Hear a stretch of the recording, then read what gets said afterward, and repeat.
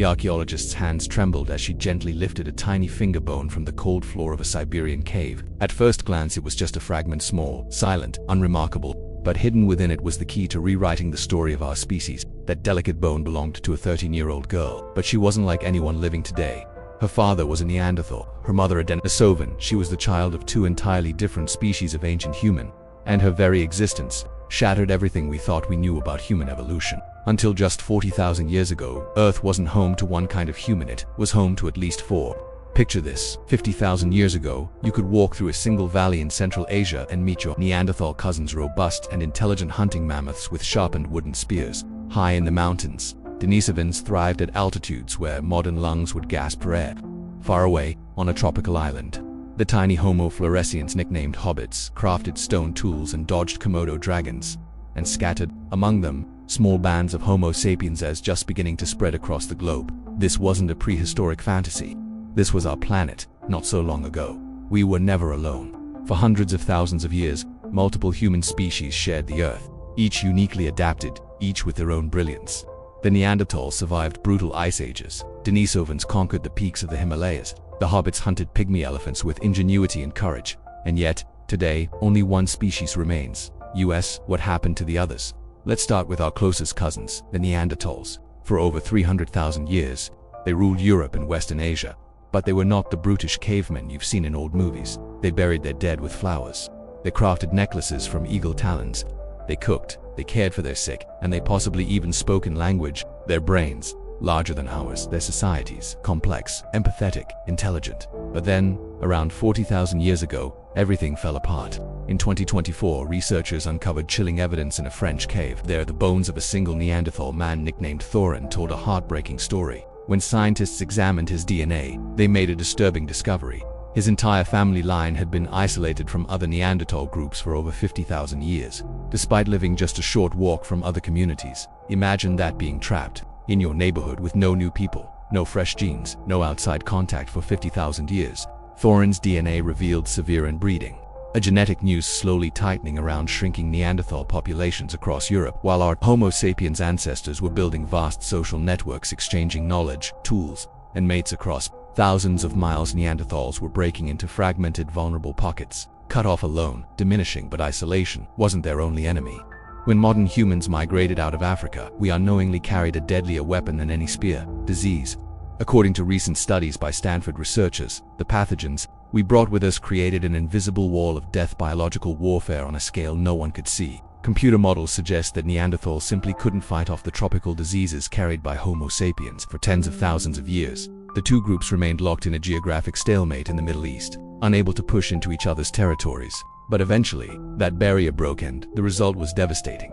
The last Neanderthals vanished, the Denisovans disappeared into genetic whispers, the hobbits became legend, and Homo sapiens walked forward alone. But the story doesn't end in extinction, because these ancient people didn't just vanish, they became part of us. Their DNA lives on in your immune system, your sleep cycles, even the shape of your skull. You are not just Homo sapiens, you are a living mosaic of all those who came before. The truth is, we are not the only humans who ever walked this earth. We are simply the last ones left to tell the story. We're quietly spreading through interbreeding, and modern humans had on a crucial advantage: we'd survived the brittle disease environment of tropical Africa for millennia. Our immune systems were battle-tested. Neanderthals had adapted to European diseases, but they had no defense against malaria, sleeping sickness, and dozens of other African pathogens that we carried when disease finally jumped species through interbreeding. They spread like wildfire through Neanderthal populations that had no immunity. Sound familiar? It's exactly what happened when Europeans reached America's indigenous populations, isolated for thousands of years, were decimated by diseases like smallpox and measles. Entire civilizations collapsed, not from warfare but from invisible microscopic invers. The same scenario likely played out across Europe 40,000 years ago in Neanderthal communities. Already weakened by inbreeding and isolation, couldn't serve the onslaught of African disease. One by one, their populations crashed below sustainable levels, while Neanderthals were struggling in European other human species was thriving in the mountains of Asia. The Denisovans are ghostly figures known only from a handful of bone fragments and teeth found in Siberian caves.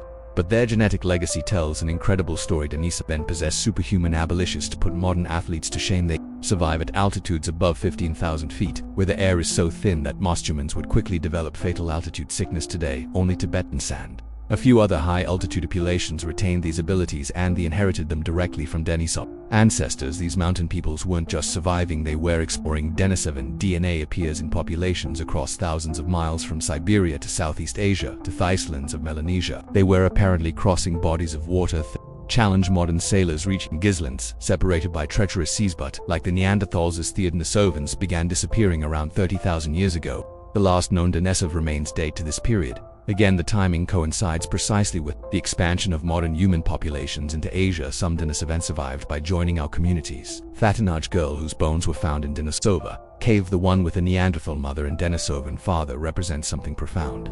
She wasn't just genetic mixing, she was evidence of desperate alliances forming as populations collapsed 8,000 miles away from the Siberian caves on the Indonesian island of Flores. The strangest human story of all was reaching its end. Homo florensis, the hobbit, had survived for nearly 1 million years in one of the most dangerous environments on Earth, standing barely 3 feet tall with brains the size of a chimpanzee's. They should have been easy prey, but these tiny humans were remarkably clever. They crafted stone tools, organized operate hunts, and somehow managed to take down stegodon pygmy elephants that were still several times their size. They've served volcanic eruptions, climate shifts, and predators that included Komodo dragons and giant carnivores. For 1 million years, nothing could stop them. Then, around 50 years, Agathi vanished. The timing is uneventful. Precise archaeological evidence shows modern humans reaching the Indonesia archipelago right around the time Thelist hobbit bones disappear from the fossil record. Was it competition for a sort? Disease, direct conflict? We may never know exactly what happened in Into's final centuries, but local legends and Flores still speak of the Yugogasmal hairy people who lived in caves. Remarkably,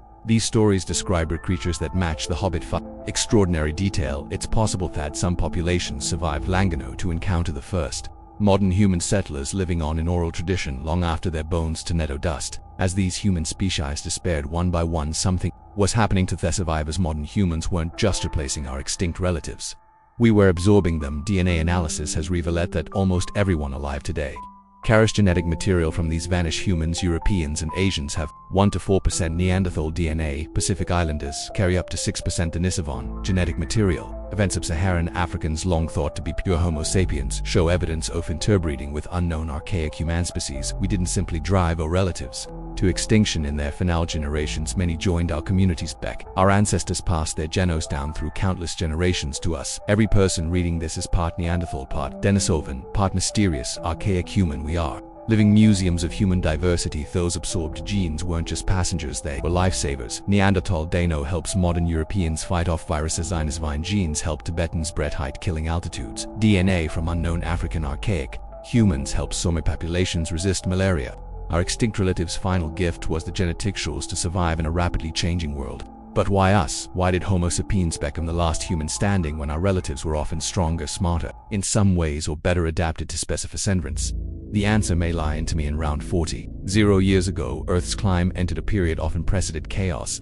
The planet swung between extreme cold and relative warmth. Every few thousand years, ice sheets advanced and retreated. Forests turned to grasslands overnight. In geological terms, migrated food sources vanished. Neanderthals had survived Ice Age 4, but never while dealing with competitive pressure from modern humans and devastating diseases. Denisovans had thrived in stable mountain environments but couldn't adapt when their range fragmenting and contracting. The hobbit had survived volcanic eruptions and predators, but not the arrival of superior competitors. Modern humans had an advantage that proved decisive: subtle flexibility. While other human species organized into small isolated bands, we formed vast interconnected networks. When climate devastated one region, we could draw sources, knowledge, and people from thousands of miles away. When local populations crashed, immigrants Araveto filled the gap. We weren't necessarily stronger, we were more connected. By 28 years ago, the final Neanderthal fires were going out in caves in Gibraltar. By 30,000 years ago, lost footprints were fading from mountain paths in Asia. The hobbit's tiny hand would never again craft a snow tool. For the first time in millions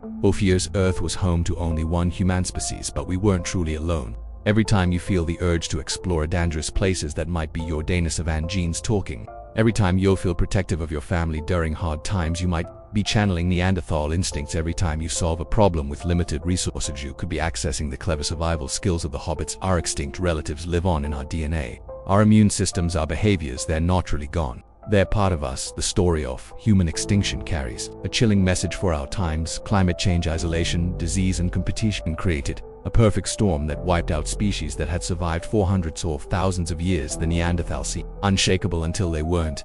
Theabits appeared indestructible until theabits were gone forever today. As climate change accelerates and human populations become increasingly isolated by politics, technology, and geography, we might we repeating the same patterns that doomed our relatives. Are we becoming more like the isolated Neanderthal bands cut off from each other by invisible barriers? Or will we remember the lesson of our success, that survival comes not from strength or intelligence alone, but from our ability to reach across differences, form connections, and work together when everything falls apart? Thebans of our extinct relatives whisper a warning from deep time in a universe that thought has produced consciousness only once that we know of. We are the last humans. For now, we are all the humanity the universe has. The question is, what are we going to do with that responsibility?